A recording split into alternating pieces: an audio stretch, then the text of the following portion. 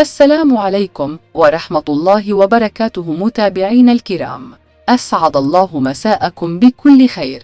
في هذه النشرة الجوية حول توقعات أحوال الطقس في الجزائر ليوم غد والأيام القادمة بإذن الله تعالى، ستشهد العديد من الولايات الشرقية الساحلية والقريبة منها أمطاراً غزيرة وقوية قد تكون محملة بحبات البرد أحياناً بإذن الله تعالى، وقد تؤدي إلى تشكل السيول المفاجئة. وتشير التوقعات إلى أن كميات الأمطار ستكون معتبرة جدا، تتراوح بين 50 إلى 150 ملم بإذن الله تعالى. وكما أشرنا سابقا، منذ ليلة اليوم ستزداد الأمطار تساقطا في الولايات الشمالية والوسطى والشرقية القريبة منها، ثم الشرقية بالكامل، بالإضافة إلى الولايات الغربية بكميات أقل، وذلك إلى غاية نهاية يوم الأربعاء. كما سنشهد تساقط الثلوج على بعض مرتفعات البيض، الجلفة وأفلو. أما الولايات المعنية بالأمطار يوم الأربعاء فهي